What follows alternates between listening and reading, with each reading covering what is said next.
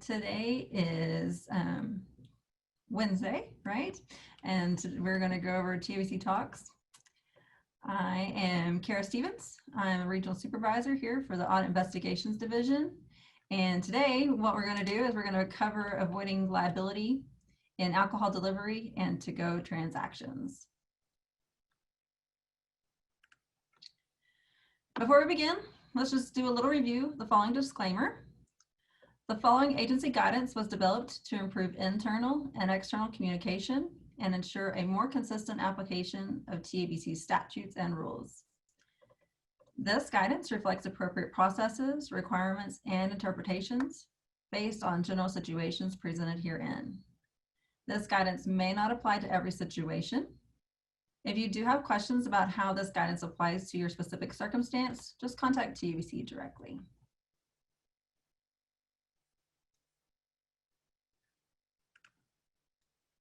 So for participation and technical support, again, please feel free to place your questions and comments in the chat feature. I will review them at the end of the presentation. If you experience any sort of technical difficulties though, just visit Zoom's Help Center at the website address listed.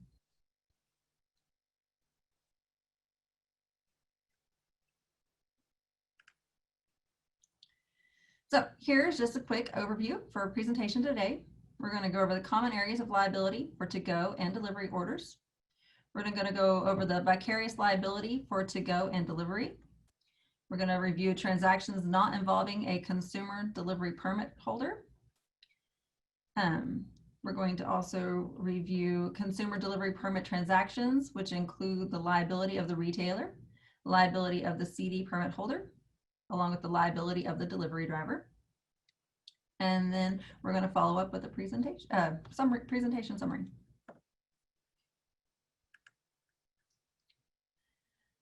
So to start out with, we're going to review the common areas of liability for to-go orders and delivery orders.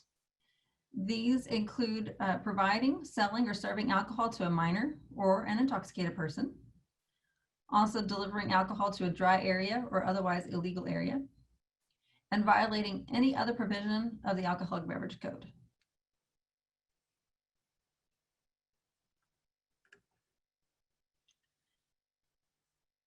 So here's just some general information about the vicarious liability for to-go and delivery orders.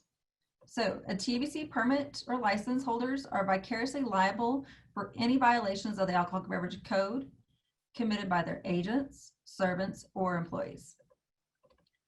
So this means that if someone is delivering an order that includes alcohol to a consumer on behalf of a license or permit holder, the license or permit holder will be liable if delivery is made to a minor, an intoxicated person, etc. The license or permit holder will be liable in the same manner as if the violation occurred at their license location.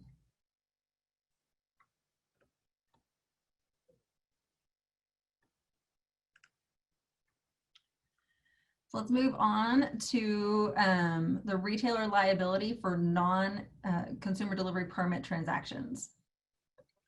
So retailers are vicariously liable for any violations of the code committed by their agents, servants, or employees conducting deliveries to consumers. This risk involves various TABC administrative penalties along with your TABC license or permit.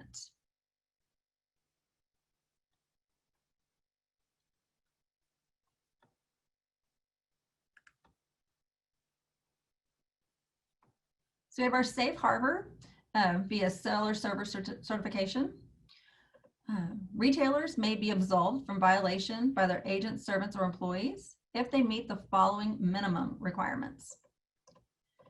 So your retailer requires all its agents, servants, and employees involved in the sale or delivery or service delivery of alcohol to attend commission-approved training, so your seller server training program.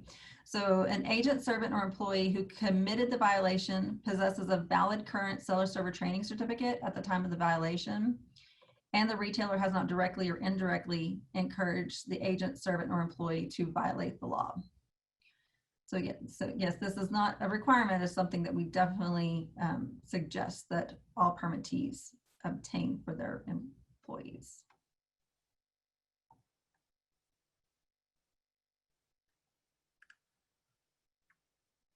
So your seller server training certification. So TABC will not take administrative action against a licensee or permittee holder when an employee sells or serves alcohol to a minor or intoxicated person.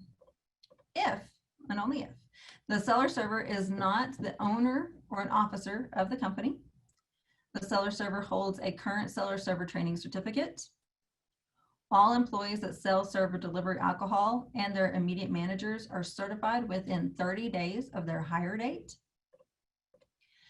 Of course, the employer has written policies and responsible alcohol service and consumption rules to ensure that the employee has read and understand these policies.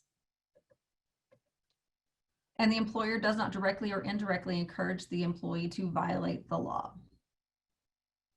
This course is available by third-party vendors. There is a list of those vendors available on our TABC website. And the certification is valid for a period of 2 years.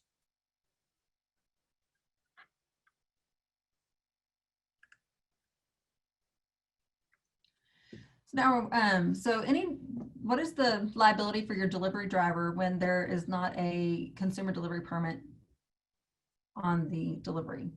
So the liabilities, the drivers are responsible for any criminal violation of the code they personally commit. There's nothing in the code that personally protects the delivery driver from the violations they commit while delivering on behalf of a business that does not hold a consumer delivery permit.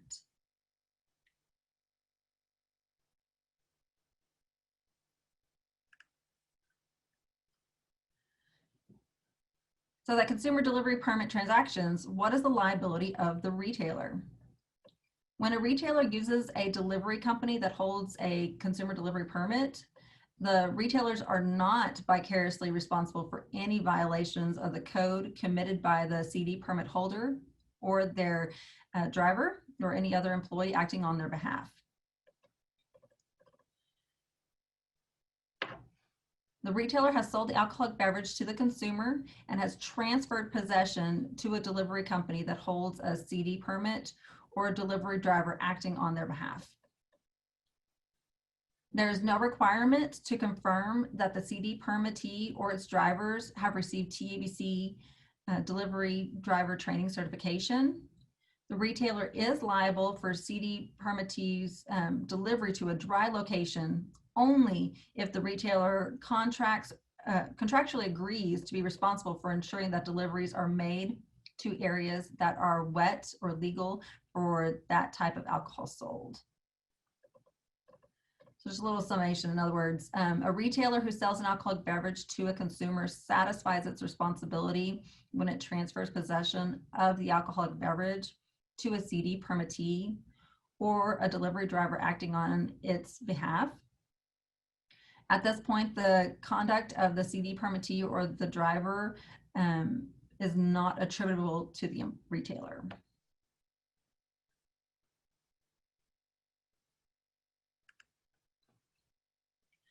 So here are the liabilities and general protections of the CD permit holders. So the CD permit holder could be a delivery company or a retailer. The liability, the CD permit holders are liable for violations of the code committed by their agents, servants, or employees conducting deliveries to consumers. And what is the risk? Well, there's various TABC administrative penalties and of course your CD permit as well. The CD permit holder is not liable for actions of their drivers if the CD permittee has not encouraged the driver to violate the law, and the driver has Texas Responsible Alcohol Delivery, the TRAD certification, or the driver completes the delivery with an app that complies with TABC Rule 35.7.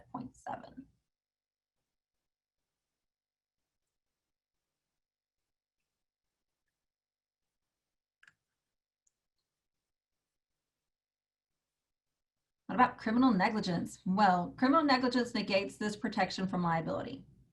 So what's the risk?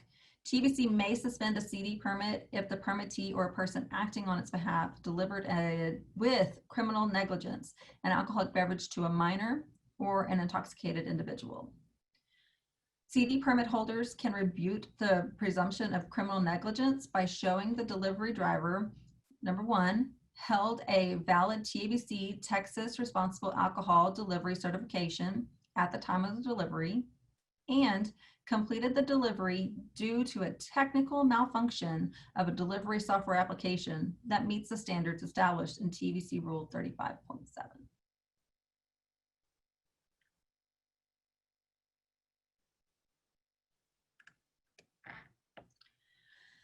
So deliveries of alcohol to locations where its sale is not legal or dry areas. It is illegal to deliver an alcoholic beverage to a location where the sale of that type of beverage is not permitted, which are determined by local option elections.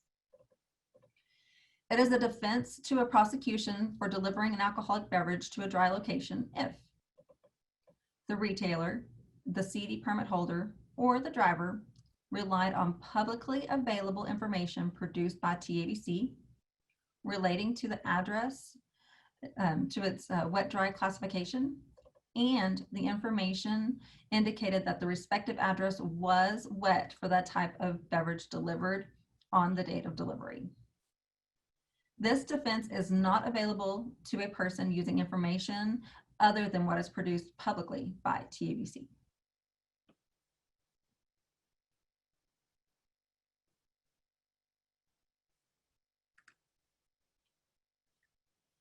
So the liability of the delivery driver, drivers are responsible for any criminal violations of the code they personally commit.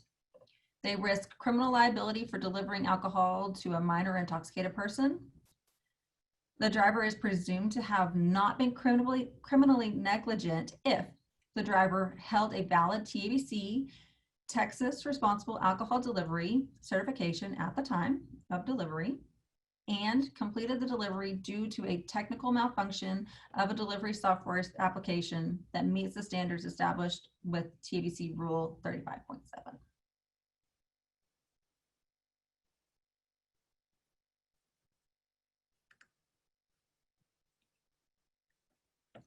So TRAD, what is TRAD? TRAD is the Texas Responsible Alcohol Delivery Certification. So this training course is for those who drive for entities that hold the consumer delivery permit. This is going to protect both the CD permit holder and its drivers from various violations, as stated in our previous slides. This will be available on our TABC website beginning September 1st of 2020. The cost is $25 per trainee, and that certification is valid for a period of 2 years.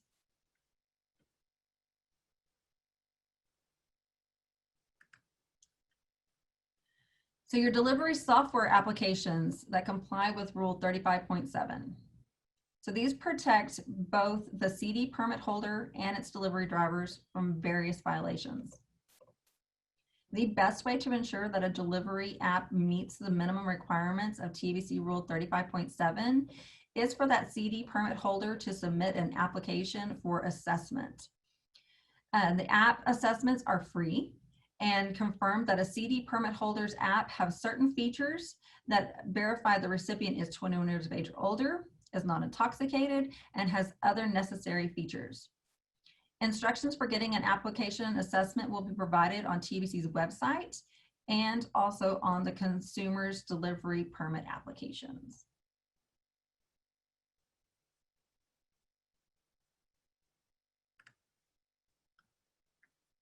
So when do you want to get an assessment on your app to ensure liability protection? So CD permit holders can get an app assessed at any time before or after its initial rollout. Of course, we encourage pre-approval, but it is not necessary. You may have an assessment done before or after a violation occurs. If a CD permit holder seeks an app assessment for liability protection only after a violation occurs, TABC must be able to determine that the version of the app used at the time of the violation met all Rule 35.7 requirements. To maintain liability protection, an app must be reassessed when it has changes or if it's modified. We're going to go over when you have to do that in just a moment. So subsequent changes to an application that require new assessment. So the method used to authenticate the application changes. The method used to read the driver's license information changes. If the business rules in the application change regarding when the transaction can be completed or canceled. The method for determining if the alcohol can be legally delivered to the requested address changes inside or outside of the application.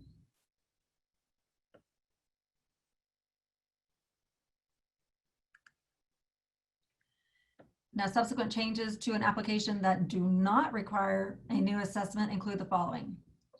So if the screen display changes, but all the information and functionality remain the same, additional reason codes not required by TABC are added, but no required reason codes are deleted or modified. Transaction report format changes, but the content does not change. Or if you make changes to comply with ADA rules.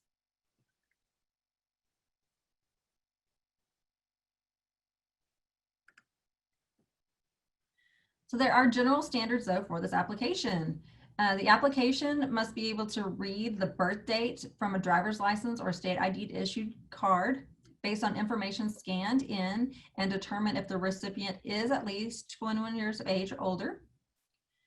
It requires the driver to affirm that the person accepting the delivery does not show signs of intoxication, was presented with a valid unexpired ID, and the recipient is 21 years of age or older. The applicant must indicate how it confirms the type of alcoholic beverage being delivered can be legally delivered to that address. This can be done automatically in the online ordering application. It could also be done automatically in the delivery application, or it can be manually entered by the driver.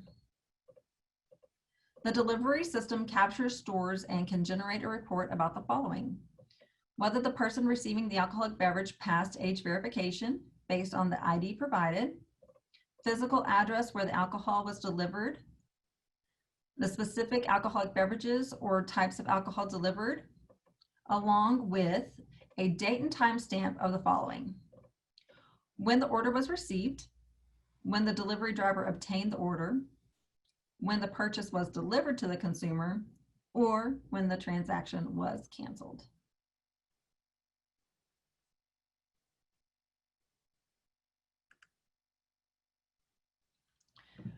We are on to the presentation summary. The retailer permit and consumer delivery permit safe harbor regimes are different. So your CD permit holder could not seek safe harbor if the driver who violated the code had a valid current seller server training certificate instead of the TRAD certificate. Conversely, a retailer could not seek safe harbor for one of their own employees who had a valid TRAD certificate, but not the seller server training certificate. So ensure that your employees have the appropriate certificate for the kind of job functions they are doing for you. The retailers that engage in alcohol to go and delivery transactions under their own permit authority, neither obtaining a CD permit nor using a delivery company that holds one, are protected from liability if the employees have a valid seller server training certificate. Parties to deliver transactions conducted under a consumer delivery permit receive greater protection from liability compared to merely operating under a retail permit holder's delivery authority.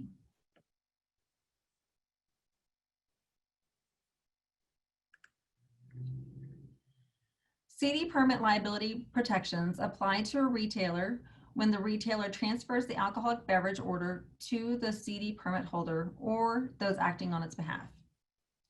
Apply to the CD permit holder if they have deployed the use of a mobile app that meets the standards set by TABC, or if their drivers have TRAD certification. Now it's your favorite time, questions. I haven't seen any questions pop up yet. Does anyone have any for me? I'll give you a little bit of time to type some in if you'd like. Obviously you can use that chat feature If you don't have any right now and you'd like to later, or if you're watching this later on, you can send the emails to stakeholder@tabc.texas.gov.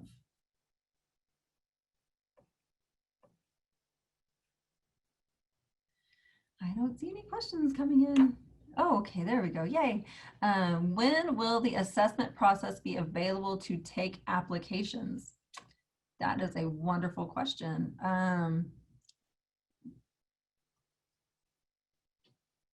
I would assume that it's probably going to be September 1st when everything's available for all of that, but you might want to send that email, actually, that question to the stakeholder@tabc.texas.gov. They would be able to answer that question for you. That is not information I have available. Will a copy of the presentation be available? Yes, they always go and post these later on our YouTube channel, so you're welcome to rewatch. I'm not certain if the slides are available, but I know you could definitely rewatch this presentation if need be at a later date.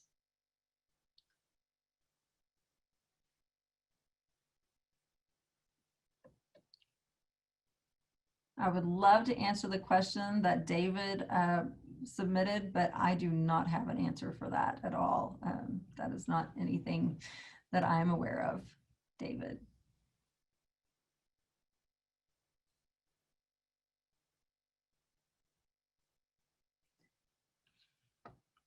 Give you a little more time for any other questions or comments you might have.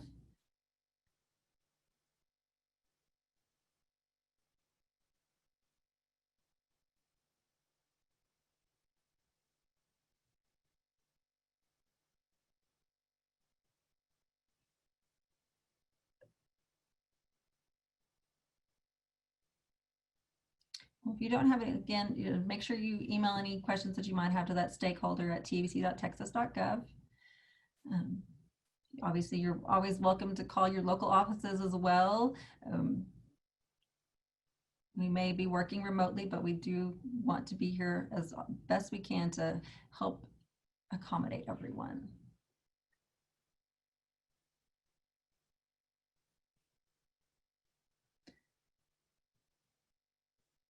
Okay, I don't see any more questions popping up, so I'm going to say thank you very much for watching. Again, if you have any questions, send it to that stakeholder@tabc.texas.gov. If you have any other recommendations on topics you'd like to have addressed, also send it there. There's also a short survey following this presentation for our live viewers, so if you would like to participate in that, we would appreciate it.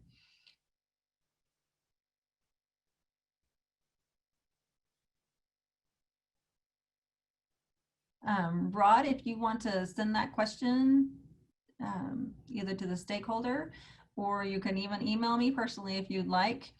And I would be happy to answer that curbside question for you.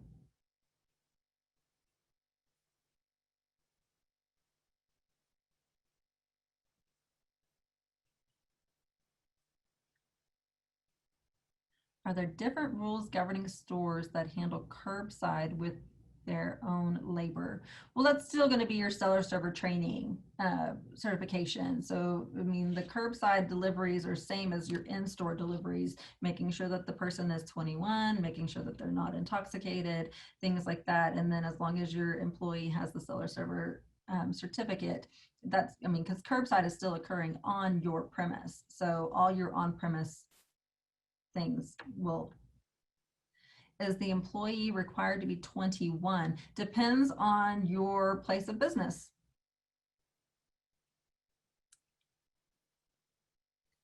Package stores, they have to be 21. A grocery store, they are 18 and older.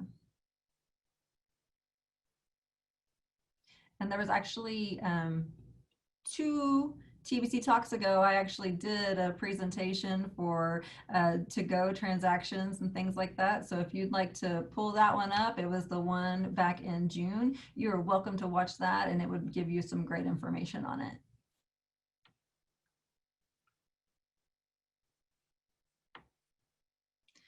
Well, thank you, Rod. I appreciate everyone attending. And again, if you have any questions, please send them our way.